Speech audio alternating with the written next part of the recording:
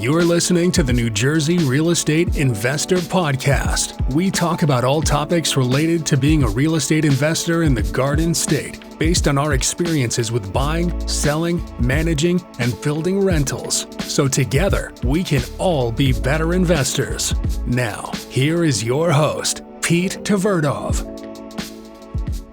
Okay, guys, welcome back to the New Jersey Real Estate Investor Podcast. I'm your host, Pete Tverdov. And today I have a guest on from South Jersey, Cory Jacobson. Cory, welcome, man. Pete, thanks for having me on. This is great. This is awesome. I thought this would be good because I don't, we don't cover like the dirty South of New Jersey, so to speak. Obviously we have people who listen to the podcast who live down there or invest down there. So Cory's going to kind of walk us through what he's doing now, his portfolio, and then also we'll chat a little bit later on the podcast about like certain towns in South Jersey that he's investing in, pros, cons, why not. And I think that'll be just good value for people to hear because especially if you're a newbie, because in theory, like I would be a newbie if I wanted to invest down there. I don't know the first thing about it other than you're probably like an Eagles fan. Oh my God, yeah. Yeah, I could smell it on you walking in here. Does that mean you're a Giants fan? Little Pete, I was a Giants fan. I don't really watch the NFL that much. I do, but I'm not like I used to be. But yeah, good time to be an Eagles fan. If we can welcome you with open arms if you want. That's true. That's very true. So, okay, so to my knowledge, you have a partner, right? And so why don't you just tell me a little bit about like what you guys currently have operating, because I believe you guys have like a significant amount of doors. Maybe you can tell us like how many, what type. Yeah. So the door count to me is a kind of a vanity metric. But I'll give you the long and short and how we started. So in 2018, I bought a house hack, 3-bed, 2-bath in Philadelphia. I lived in one of the rooms, rented out the other 2 rooms. I went from paying $1,000 a month in rent to living for free. First time ever I was able to save money. I'm 33, so I was 26, and I was like, okay, this is something, like I'm on to something here a little bit. My partner and I, Ryan, we went to college together, Temple University. We said, hey, if we're going to start buying real estate together, we'd always been talking about it. Let's start a podcast. Don't know why we thought of that. Social media and real estate company at the same time. Because I wanted people to be like, I was listening to Bigger Pockets and I was thinking like, it's great to learn about somebody that built 1,000 units from 1994, but would people want to listen to us as we go along with the journey, as we're on door 2, 3, and 4? Yeah, that's kind of cool. And they did, actually, because that's the things that gets people excited. Like, hey, I'm right there with you. I want to do this. So we bought a single family home in South Jersey, a duplex in South Jersey, another single family home in South Jersey, and inevitably, we ran out of our own money. Now I have stories for days. We had a property burned down. It was everything that we did that could have gone wrong did go wrong, but we just decided, hey, we're going to document this. And by documenting it, we got to around 6 to 8 doors in South Jersey. And we realized once we ran out of our own money that there are people that we know, like, and trust that now we've created connections with, just like I'm sitting down with you, that were like, hey, there's other markets that you could invest in. I love South Jersey, but as we can mesh skill sets with people, we partnered on a 43 unit. We partnered on a 7 unit, an 18 unit, and most recently a 10 unit in Quechee, Vermont, which is, to anyone listening to this podcast, is probably like, where is that? But I can get into the details of why. However, South Jersey was my start, and now I help people every day that are trying to get their first or second property. And it just so happens that 60 to 70% of the people I talk to that are in our community are in South Jersey. So it's a great place to start. You can get duplexes and triplexes that are almost still around the 1% rule, which is unheard of, I know, in North Jersey.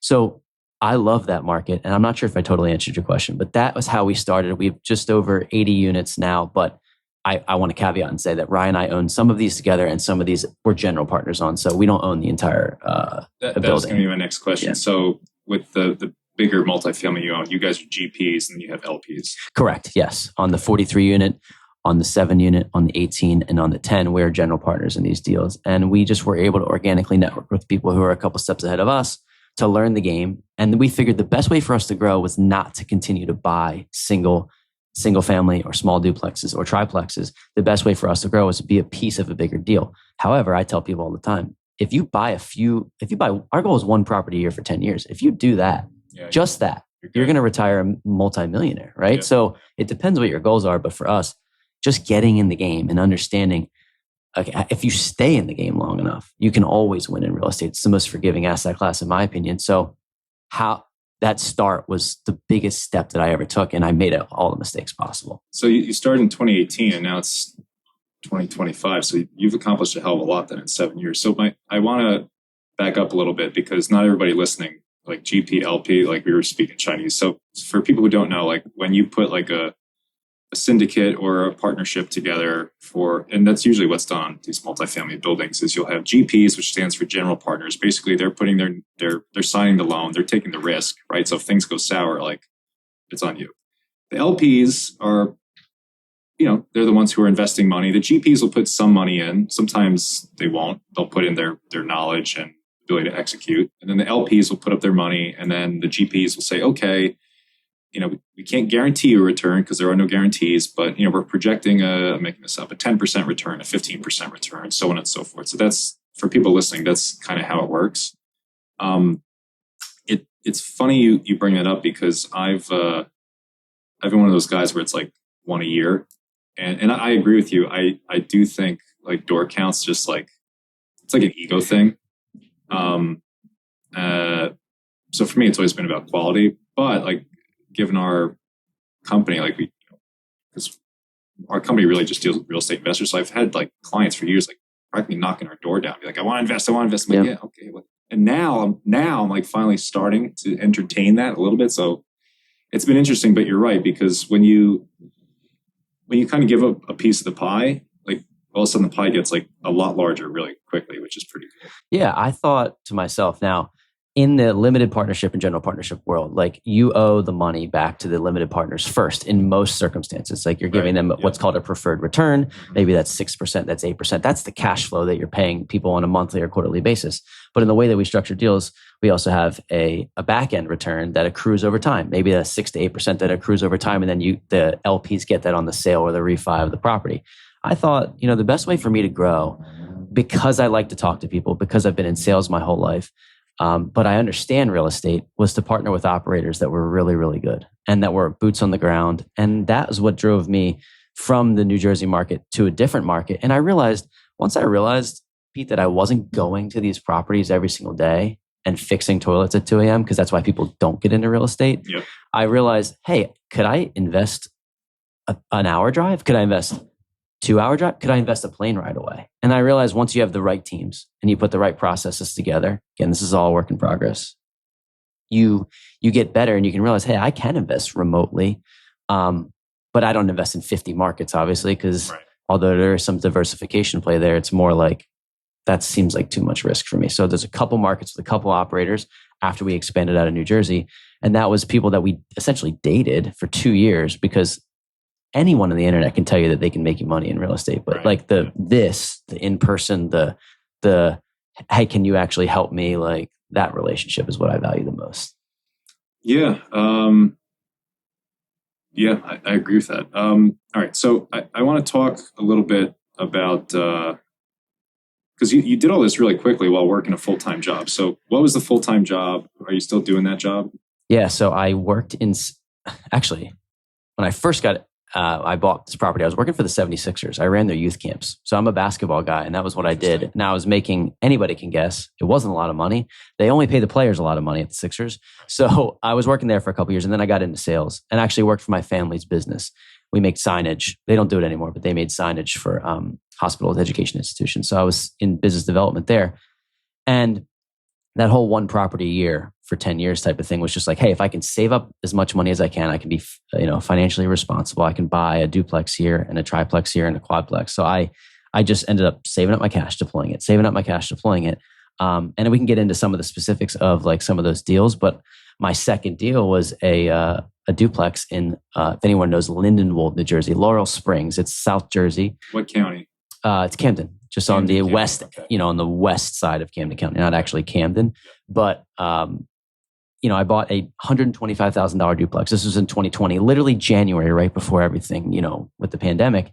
And I did everything wrong. I had inherited tenants. And in New Jersey, as you know, it's not like you can just kick tenants out like you could in Texas or Florida. So So And I had to create a new system of like, okay, this is how I'm going to handle this. This is how I'm going to pay rent. They were used to whatever they were used to, just bootstrapping it. But the payment was $1,200 on the bottom for a 2-bed, 1-bath, $800 on top, and the property was $125,000. So I was making $2,000 on $125,000. However, I didn't even know you needed to fix properties back then. I was just like, oh, you buy a property, it works.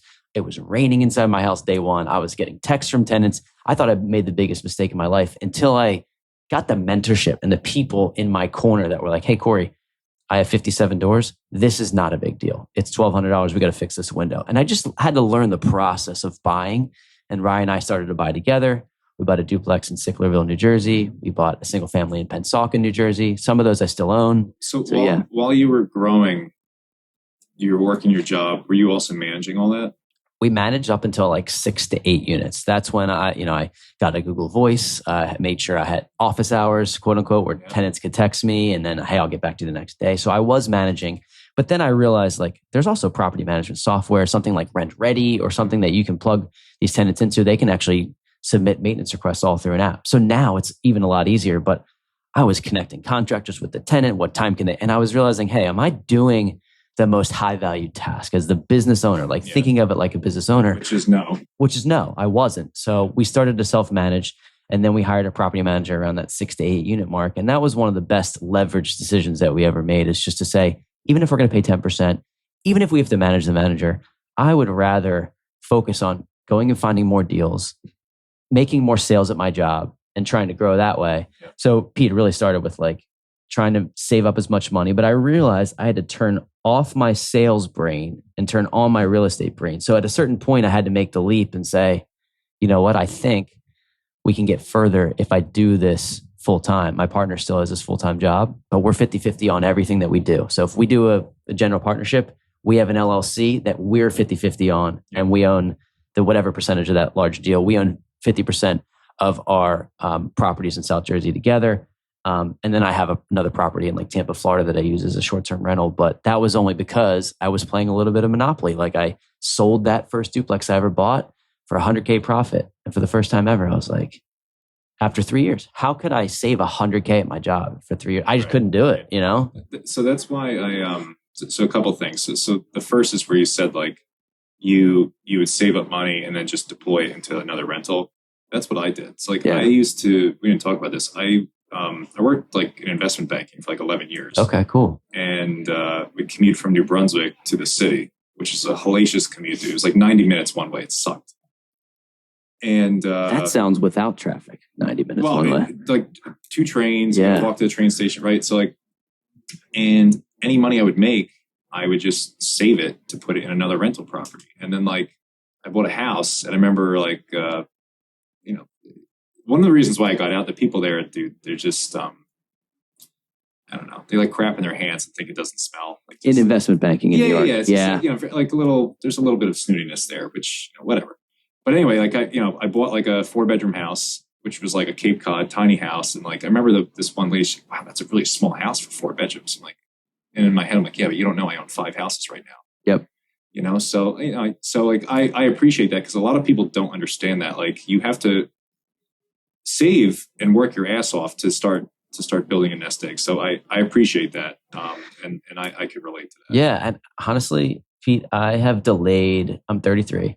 I have delayed gratification a lot in my life. I drive a paid off car. I could own a new car. I drive a paid off car. I still live in the original house hack. It's a 1,300 square foot, 3-bed, 2-bath, but my mortgage payment's $1,400 a month. Yeah. So I'm like, now maybe people when they're 33, they say, I don't want to live that life. Then that's okay. You don't have to. But if you delay gratification for enough time, that property is $250,000 worth of equity in that I put a HELOC against, and then I went and bought more real estate. I'm just not keeping up with the Joneses. I'm saying, hey, like, let me live this lifestyle. Let me keep my lifestyle the same for a little while. I just got engaged. So the kids and the family, that's all coming. And I want the big house and I want the great car. But I'm just saying, hey, if I can do this if I can put my head down for, it's going on 7 years, if I can do it for 10, I'm going to wake up or look up and be like, I don't really have to answer to anybody. And that's the ultimate goal. I'm sure that's why you got into real estate. It's like, Also with me, with my company, not that I enjoy doing this, and I don't go looking to do this, but like we fire clients sometimes. And like, it's like, they're like, what do you mean? Like, I mean, like, we don't want your business anymore. I say it in a very nice way, because sometimes it's not a fit. But like, people are stunned by that. Yeah. You know, you can't fire me. I hired you. Like, well, we're not working for you anymore. You know, so, but I have the ability to do that because of the real estate investing. And what I will tell you, you probably felt this when you had your job. I noticed when I got like my first property or two, you get mental freedom pretty quickly, because all of a sudden now you're getting, you know, a little bit of cash flow, and maybe you don't need to kiss your boss's ass anymore. Yep. You know, and that, so like, that's one of the first things I noticed immediately, which was nice. I do want to touch on one other thing that you said about managing your time, because this gets lost a lot, and I see this a lot with, you know, our property management business. You're not wrong in that you could do things yourself, right? But when you actually value your time and you're talking to the tenants and you're driving to collect rent and they're texting you at 2 a.m. and this, that, and the other, and you're filling out all the paperwork now with New Jersey with the lead paint forms and the flood disclosures and all this crap, right? That's the best value of your time. So like, I have these, I don't have arguments anymore, but like, people reach out to us about property management. Like, oh my God, your fee. Like, well, you know, I'll file eviction myself. I'm like, yeah, go ahead, knock yourself out. And when one I is not dotted, they throw it out because you want to save like a $250 filing fee. It's just stupid. So like, for you to see that, that's why you've grown, you know? So property management is one of the best investments that I've ever made. Now, everyone complains about property management. It's ironic, isn't it? And I think it's interesting because in order for your business to grow or any part of your life to grow, you have to learn to let go. And things are not going to go exactly to plan. Right. And they're going to approve an invoice that you maybe thought that you shouldn't have been approved or you could have got $100 off of. But you can only save so much. You can only go so far as to make your own soap. So like, your goal should be to try to make as much income as you can and within reason, you know, don't sell your soul. But like, if you can make enough income that the expenses become a little bit like, you don't think about it every single day, about each dollar and everything. If you can say, hey, my high value task is to go make more money at my sales job or go try to attract more clients, then you'll realize like, you don't need a penny pinch on every single thing, and you can let somebody else get it off your plate. And it is freeing, Pete. It's totally, and that was the whole thing about bringing some cash flow in.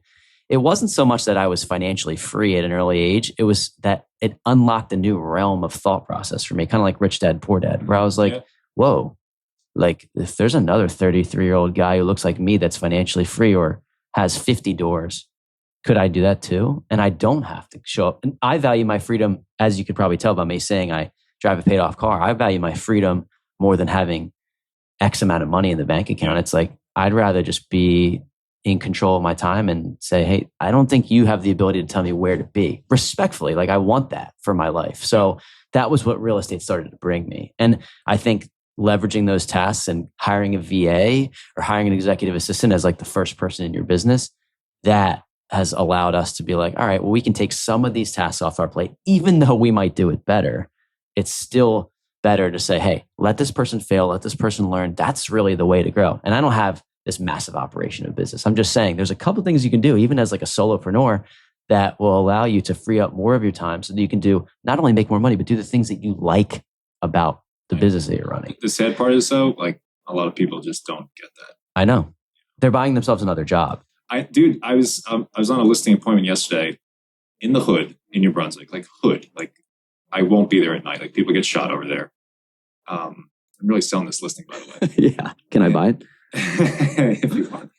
And the guy, the owner's there with like paint splattered all over him. His shirt's ripped.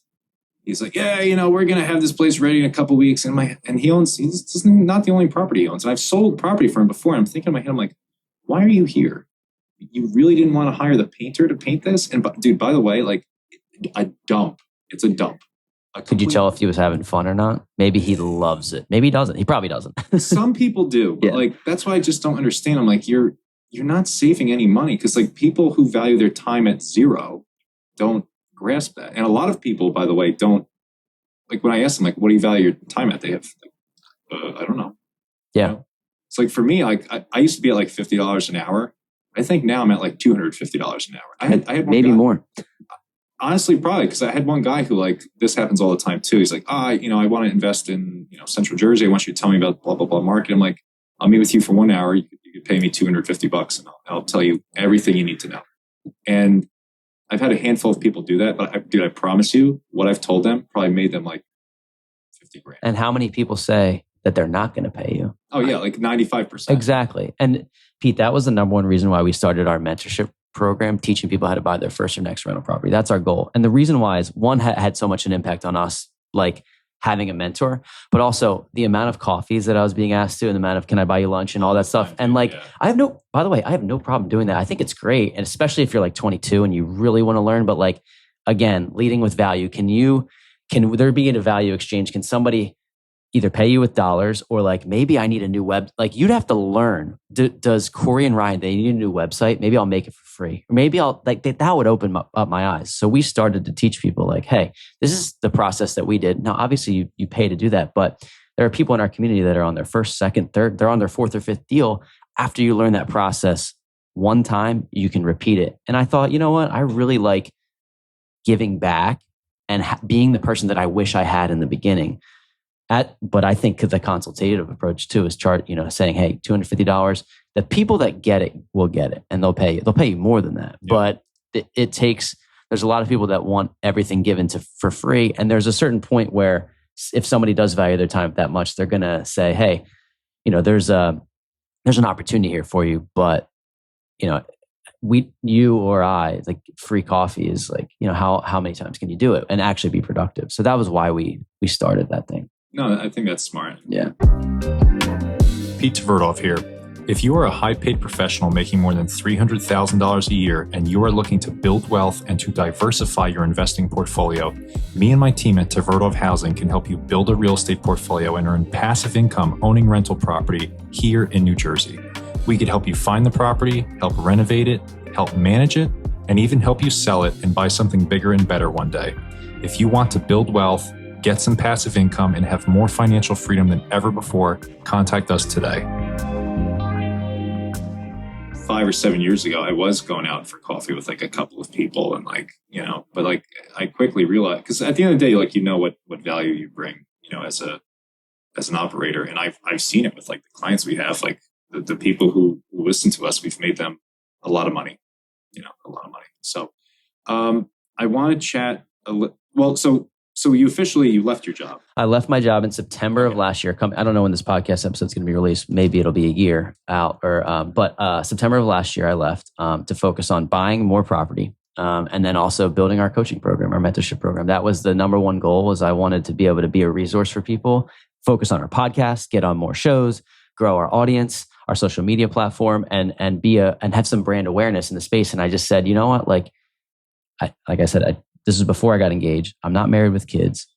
I'm kind of taking the Hermosi approach. Like it's now or never. Like why? I just want to bet on myself. And so far it's turned out great. And my partner's still managing his W-2 job. He has a kid, but we have a great balance of like who's doing what and all that. So I have a very interesting theory on that. I'm not sure if you heard this before, but like, I don't believe that like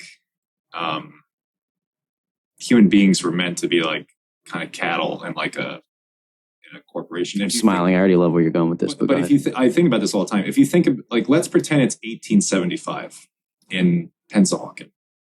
There's a blacksmith. There's probably a bar, right? There's a cobbler, right? There's like, a guy who does like tombstones. There's a guy who does suits. Like they're all business owners. Yep. All small business owners that have a guy or two. Then there's farmers. It's like everyone kind of like worked for themselves. And then at some point that changed, right? So Industrial Revolution, all of that. Yeah. Well, yeah. So for me, I think like naturally, like and not everybody can be a business owner. I understand that, but like, I don't think it's as scary to go work for yourself. It's obviously scary to execute it, but like, I think that's more natural than like, working in a corporation. Because I used to work in corporations. I used to stare at this dude. I'm like, were you like this in high school? College? Yeah. Or do you want to be like that person that's sitting ahead of you too? That's the scariest part is you're like, that's my manager. Do I see myself in his or her shoes in 5 years? And if you don't, then you shouldn't be there. And Pete, I totally agree with you. Not everyone should be a business owner, but what it opened up was that there was a whole world of other business owners that I could associate myself with that know the game, that can do this. And I learned so much so quick.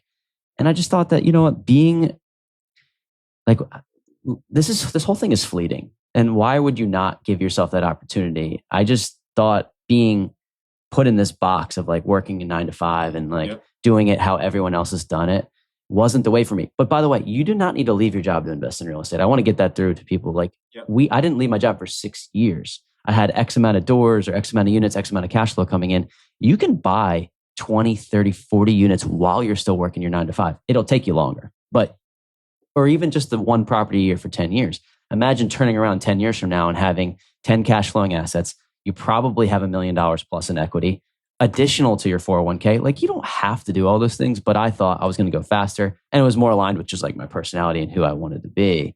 And I think I cut you off, but you were on a roll there. Well, no, that's okay. But so most people, again, that like the clients that I'm exposed to, like they do it for to diversify their portfolio pretty much, which I think is really smart. It's one of the best inflation hedges there are, period. So the government can print as much money as they want. Like and in Washington, they could argue about passing this bill, passing that bill. At the end of the day, it's not going to matter to you because you're hedged with real estate.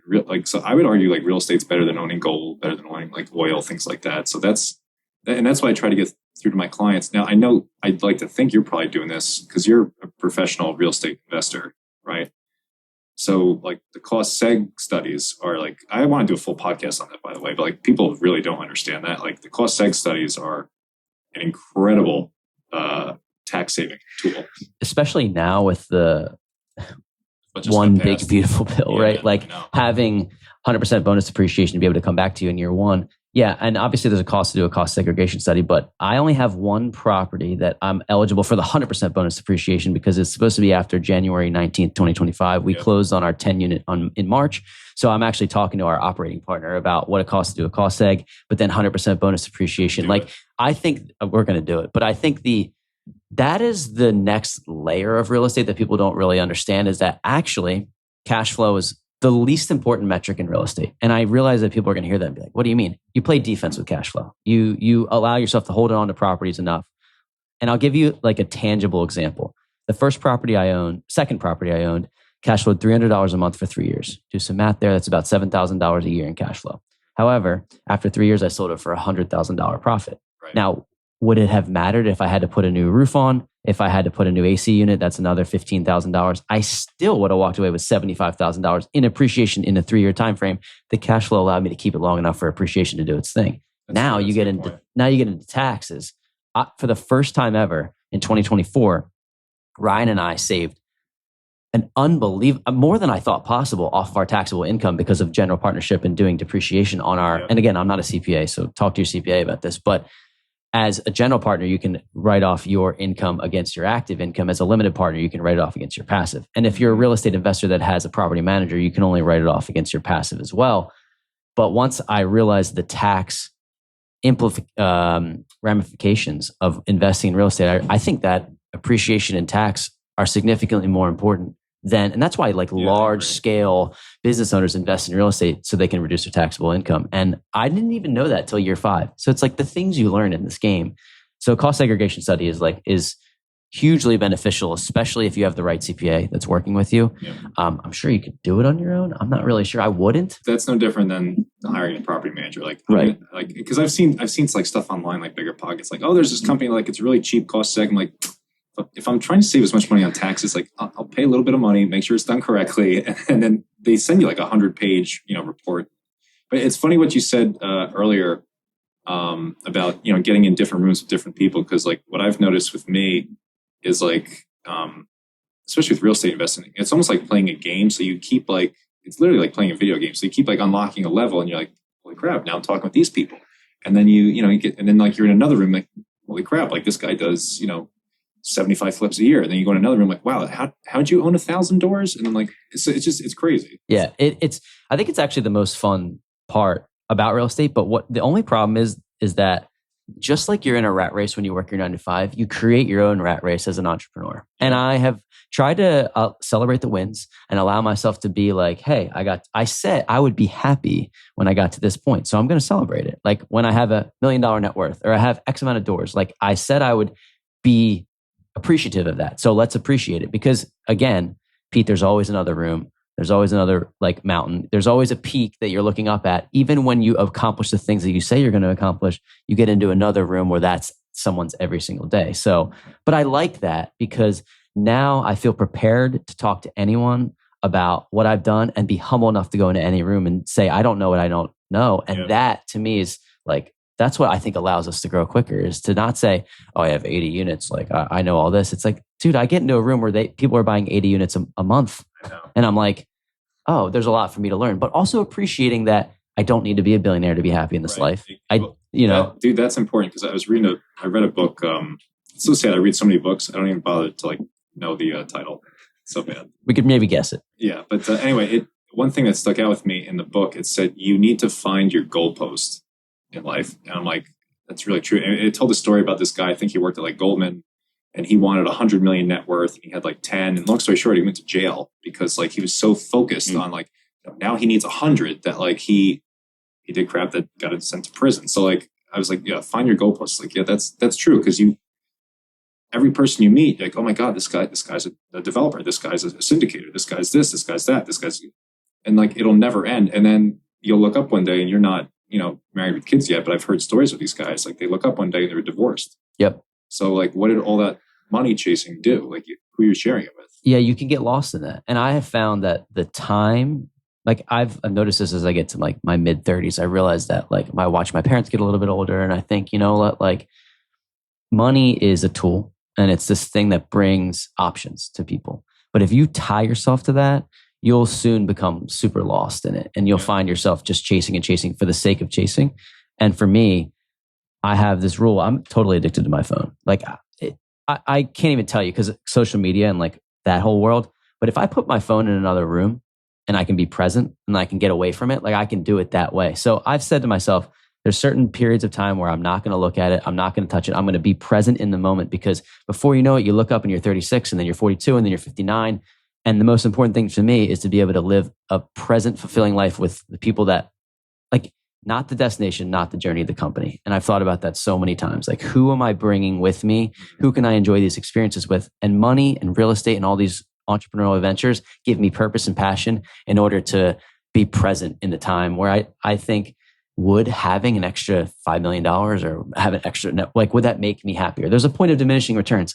It's different for everyone. And I know this is getting a little philosophical, but I love this stuff because real estate it opened up this whole new door to get around people who are a couple steps ahead of me, learn from them.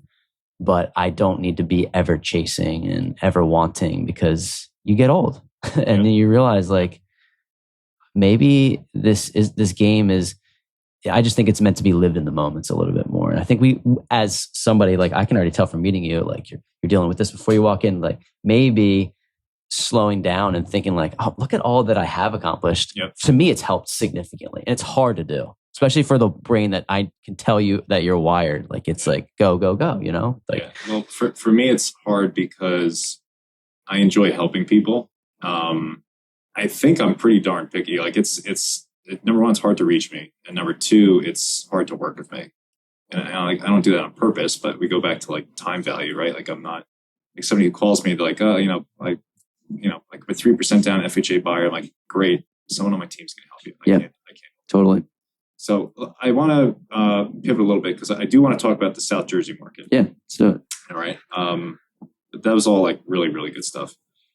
So I know you invest in a lot of different places, but if you could reel off a couple of the towns you do invest in South Jersey and why. Yeah, this is, hopefully this is beneficial, like tangible advice for people. So I started in like that Laurel Springs, Lindenwold area where you can still, even today, get duplexes for $225,000, $275,000, $300,000. Crazy. Which, and every time I talk to somebody in North Jersey, they're like, what are you talking about? You know what I mean? There's nothing that starts with a 2.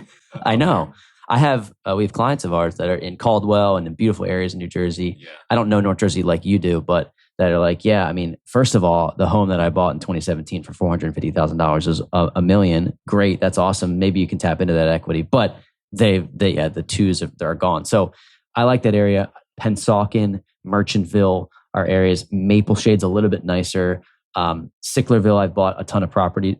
I bought a few properties in Sicklerville. I really like Sicklerville. And it's on this like cusp of like working class, I would say C plus B minus neighborhoods that you can get the properties that cash flow, but still have some upside and appreciation. So we're talking Woodland, out areas like Collingswood and Audubon are like really built up at this point, but there are areas that are like really nice places with young families that you can live. So anybody that's listening, I think you cannot go wrong, even if you have to pay full market, which is a bad idea for most real estate investors, to house hack. And like there's probably people listening that think you can't do it.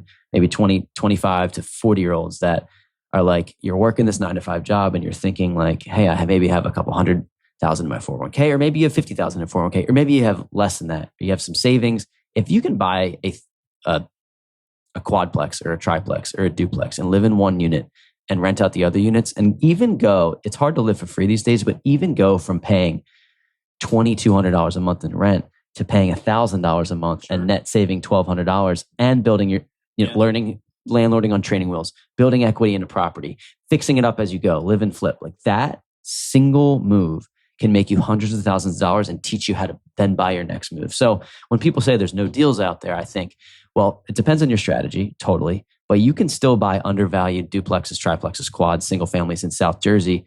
It's definitely easier than you can in North Jersey.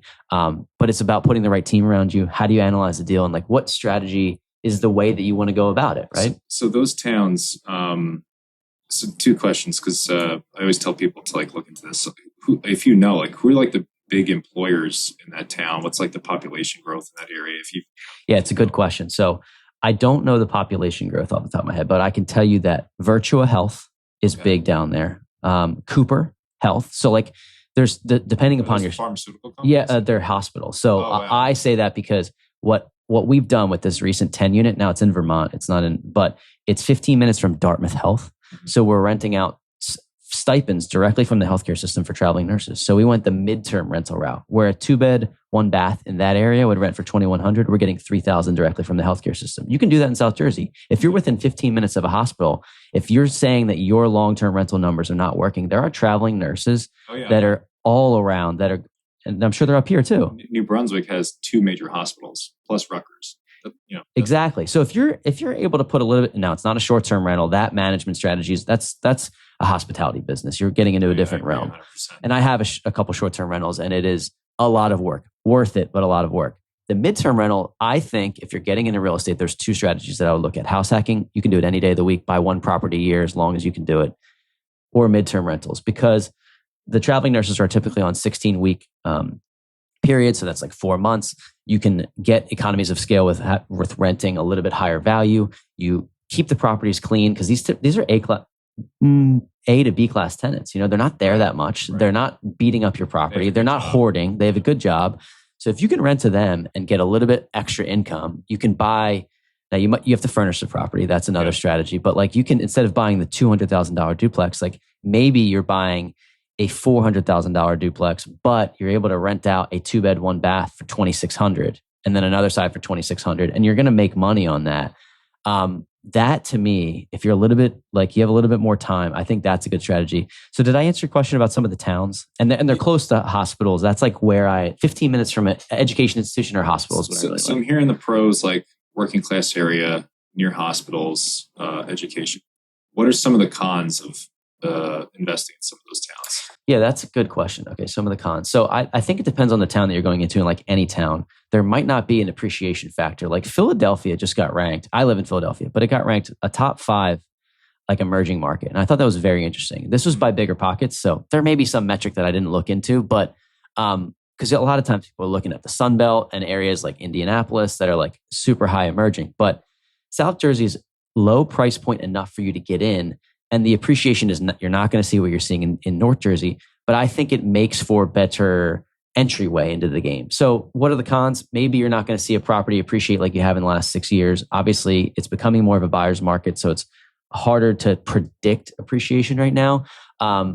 If you get into the Sicklerville, that type of area, if you're in some areas in like Lindenwold, you might have lower class tenants. I think it's very town by town and street by street, but I don't know the type of investments that you make, but obviously as an investor, you have to have the balance depending upon your strategy of like, hey, am I going to deal with a little bit worse of an area with tenants to get a little bit higher cash flow? Or am I going to deal with a little bit of a better area for more of appreciation play that's more of a bet than like, if you can get into deals with $200 a door in cash flow, I think that's a home run all day. I think that if your plan is to hold long enough, you'll be able to go through any market cycle that we're going to anticipate.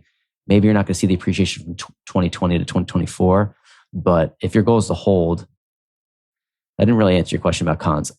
I think it's the type of tenants potentially in South Jersey, and maybe I would say the class of tenants is probably depending upon the area that you go into. Yeah, so I asked because, for example, like in North Jersey, people love investing in like Hoboken and Jersey City, which for you, that's like Manayunk and Philly. That's where I live. Yeah. Manayunk. Yeah. Roxborough, Manayunk. Yeah. My wife lived in Manayunk back in the day. Those hills are brutal. I know. I'm at the top of the hill, so I'm good. Yeah. She rented at like the top of the hill. Yeah. Anyway. So like, I don't know about Manayunk, but like Hoboken and JC, there's not like much appreciation because there's so much demand to buy there. So people buy, a townhouse or whatever, 2 or 3 family, and like they basically break even. But interesting. Sorry, they don't make cash flow. Oh, got the appreciation. Oh, yeah. Okay. They make a lot. Yeah. And then I have a buddy who's a property manager in Salem County, and Salem County, for my knowledge, is like a lot of it's just like Section 8 people in the government because like there's no work down there. And that's why I'm asking about employers. Like there's no employers down there. So like if you like Section 8, that's your thing. Our property in Sicklerville had a Section 8 tenant, and like there's a stigma with Section 8. She was one of our best tenants ever. Like she was awesome. Unfortunately, I had a horror story where the property ended up burning down. And same tenant. Yeah, the thing is, it wasn't neglect and it wasn't our property. It was a property next door that caught fire, it blew over onto our property. Wow. Tenants got out. Everyone was safe. I'm the biggest advocate. I never skimp out on insurance. We ended up doing fine, actually better than fine. We made money on it, which we have to pay capital gains on. That's that whole thing. We sold the property, whatever. But the point of bringing that up is that contact will be made in this game. You know what I mean? Like, and we could have stopped there and said, wow, like, what's the worst thing that could happen if you get into real estate? I would think that. But if you have the proper insurance and you have somebody to lean on, again, we had somebody to call in this scenario and he helped us out. That was Section 8. There's a lot of Section 8 tenants in that area, but our property was cash flowing $1,200 a month. So like at first I was like, man, I can't believe this asset. I ended up taking that money and moving it into a different asset. But I thought that Section 8 play the 18 unit that we have in Manchester is all Section 8. And it's sometimes it gets a bad rap, but I think if you can get government checks, sometimes these people are not, like they may not have a lot of money, but they're good people and they're good tenants and they don't want to lose that voucher too. Well, so it's I don't know New Hampshire, but New Jersey, I think there's like a multi-year waiting list. There is. If you lose it, like you're out of luck. So they have to keep their property. And for people that are listening, this is helpful. Like we as the landlord have to keep our property in certain condition. Yep. In fact, 2 weeks before the property had the fire, we had to replace floors because they were not 3/4 of an inch, they were 1/2 inch floors for $9,000. So we lost that money in the fire. But I say this because we had to keep the money up. We had to keep the property up to standard. She had to keep her property up to like the inspection standard that would happen every quarter, every 6 months. So there was a kind of a good marriage there where like the property stays in good condition. Now, if you're not managing it properly and you still have to vet the right Section 8 tenant. But I think that strategy is overlooked and people get scared because they don't understand it. Well, yeah, I mean, our management company, like we accept Section 8 and you're right. Like a lot of people get scared by it, but that's actually another thing I want to have like a separate discussion about with Section 8. But yeah, like in a nutshell, like we have Section 8 tenants and some inherited tenants are a little different than tenants that we've placed. The ones that we've placed with Section 8 like have been gold, to be honest. But so all these towns you mentioned, again, sorry, I'm not from there. So most of those are in Camden County, or there's some Burlington? But a mix of both. I would say Camden County is pretty big. And when people hear Camden, they're like sirens go off, like don't invest in Camden. But a lot of it is Camden County that goes a little bit more west than you would think. There are people that are probably making a killing in Camden. I wouldn't touch it, but that's just me. So Camden County, Burlington County.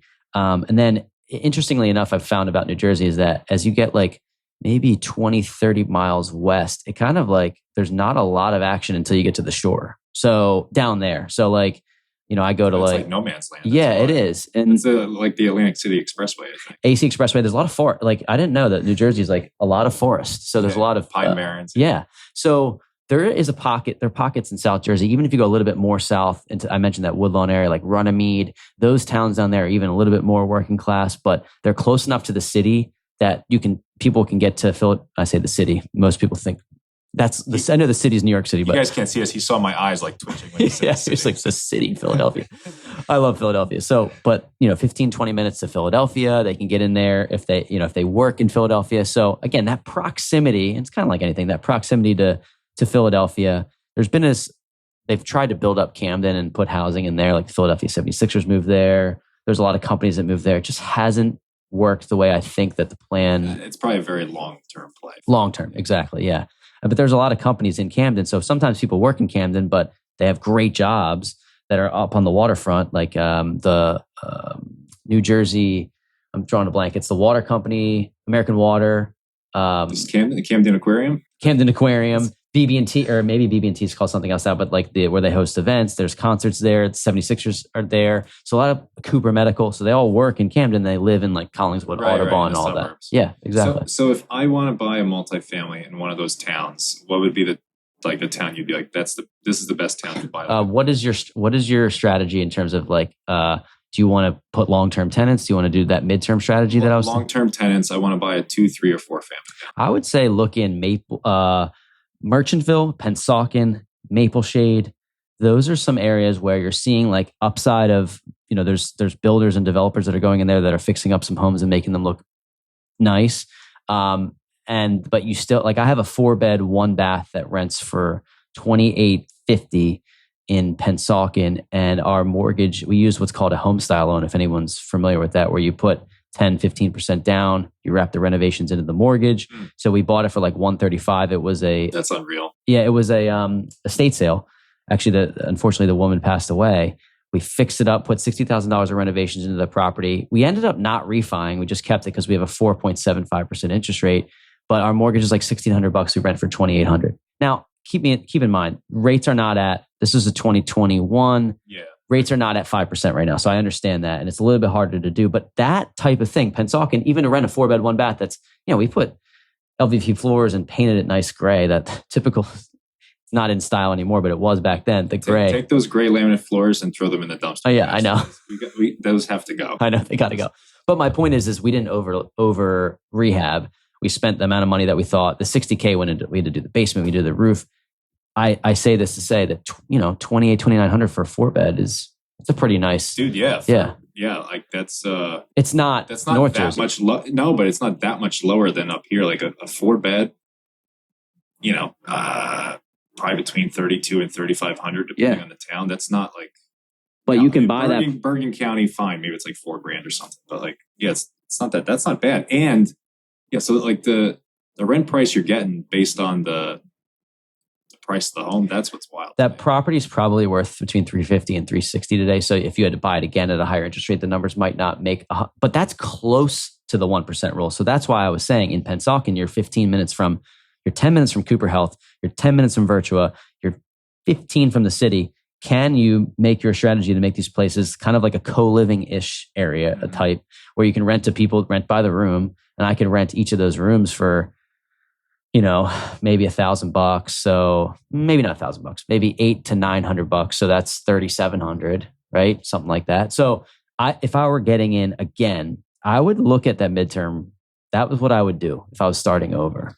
Well, I'm very glad I had you on, because when people think of like South Jersey, they think of the shore. 100, yeah, exactly. And the shore, we will do a podcast on this, but the shore, in my opinion, is like wildly overpriced. I don't understand it. But your neck of the woods, everybody forgets about. Yeah. It doesn't even pay attention to. So, and based on what you're telling me, I definitely think for people who live in that area or want to invest in that area, it sounds like there's definitely an opportunity.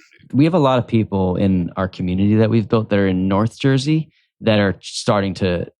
We have a team down there that are saying, "Hey, can I invest in South Jersey?" And I'm thinking, like, you work a full-time job, you have good benefits, stay in your job and build a team and invest in South Jersey. Like, you can do this. You can do this. I know people that are in California that invest in Augusta, Georgia, or California that invest in Indianapolis. You can do this remote. You just have to learn the process and build the right team. And mistakes are going to happen and all of that. But that's again, having that business owner mindset. Like if the property's 15 minutes away, are you going to go there every day? And if you are, you're doing the wrong things in your business. So build a system where you don't have to go there every day, or make it impossible for you to go there every day. And you let the real estate do its thing. And that is buy and hold long-term. Things are going to work out if you're able to stabilize an asset over 18 months and just hold it as long as you can. And if you have to sell. But we just try to hold properties as long as we can until, maybe business has a liquidity thing. We have options to be able to sell. Do you do 1031 exchanges? We did a 1033 exchange, which is with the fire, which is a like-kind exchange where you're able to roll the proceeds. I actually didn't complete this, and this year we're gonna have taxes due on it because we were trying to find a property that you would roll it into. So I have not done a 1031 exchange, but I just learned about 1033 exchange. If you have a hazard, property burns down, or you have like a fire or like maybe a storm or something, you can actually defer the taxes on that in something called a 1033 exchange. Again, I'm not a CPA, so talk to your CPA about it. But that allowed us 2 years to try to locate a like-kind property that was more than the property that we purchased. We're coming up on that period where I don't think we're going to be able to find something. So and we've been searching. It just didn't work out. So we'll pay the capital gains on that. But it gives you some time. I'll do a 1031 exchange podcast for that as well, guys. Don't worry about it. Yeah, there you go. Dude, this was awesome. Like, I feel like we could probably talk for 2 hours, but then I don't think anybody would still be listening at that point. So I'm going to end it here. Cory, this was awesome. And just shout out your Instagram so people know if they want to follow you. Yeah. Our podcast, the Wealth Juice Podcast, we've been doing it for 5.5 years. Have great guests on like yourself. I'd love to have you on the show. I know I already mentioned that. The Wealth Juice Podcast. You can find us on Instagram. That's where we're most active, at Wealth Juice Official. That's Ryan and I. And if you're in the market, you're trying to get your first, second property, trying to get, plant your flag and grow your real estate portfolio without leaving your job, hit us up. We teach people how to do this. We have a community. 60-70% of our community is in South Jersey. We have a team. We can plug people in. And I just want to help good people and just be around good people. And that's my motto these days. So if you want to reach out to us, we're happy to chat. At Wealth Juice Official on Instagram is the best place to get in touch with us. All right. Awesome, man. I appreciate having you on. Thanks, Pete. Thanks for listening to the New Jersey Real Estate Investor Podcast. Make sure to subscribe so you don't miss the next episode. Until next time.